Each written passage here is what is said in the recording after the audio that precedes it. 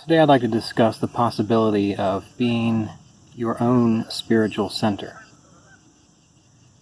And this idea came to me when I was talking to individuals about starting another Kriya Yoga meditation center.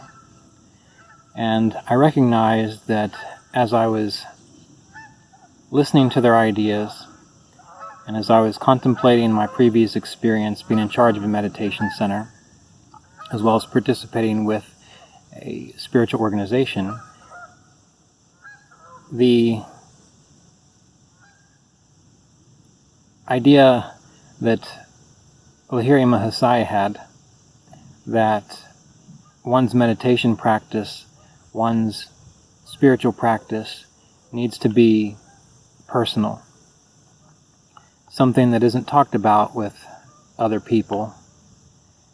Something that exists as the foundation of one's life without any need for discussion.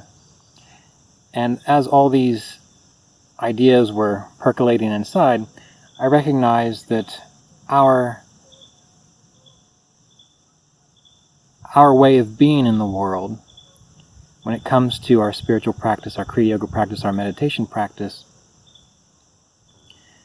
that we need to have our own spiritual center. Our body needs to be our temple. Our nervous system needs to be the lightning rod of our devotion.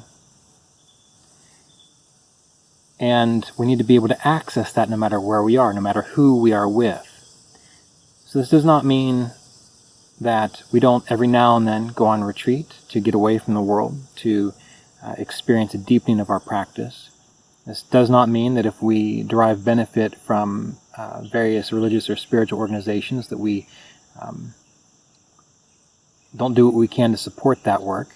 It simply means that the focus is on recognizing that our own body, our own nervous system, is the spiritual center that is most important. Because at least while you are embodied, while you are incarnated, you will always have that. You will always be within your body. You will always have access to that lightning rod, that spiritual lightning rod of your nervous system.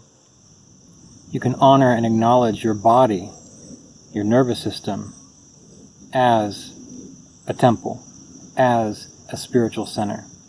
And the more you're able to do this in meditation, the more you will be able to do it throughout your day. You will recognize how to be spiritually stable, because you are always in your center. You don't have to go anywhere. You don't have to do anything. You don't have to be with anybody. You can simply acknowledge that you are in a spiritual center, a spiritual temple. Now, one other thing that you can do to assist that is, after you acknowledge that, you can treat your meditation procedures as though they are tuning, nourishing, taking care of that temple. So when you do meditative procedures that focus on the spine, that relate to the chakras,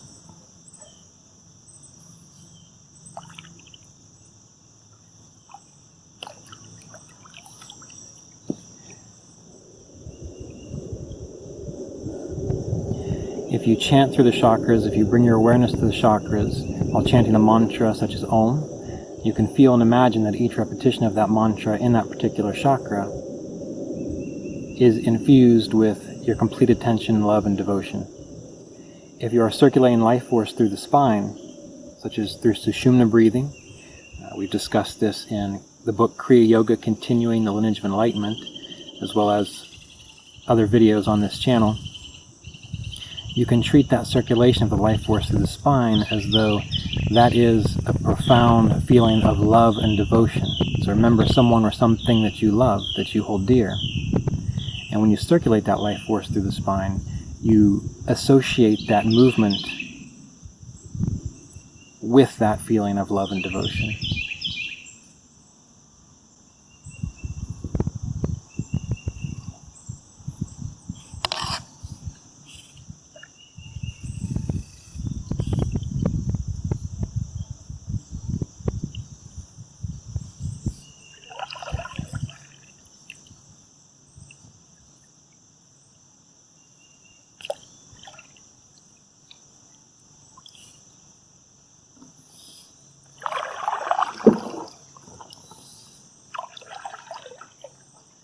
So it's a very simple thing to do, and it's a very simple practice.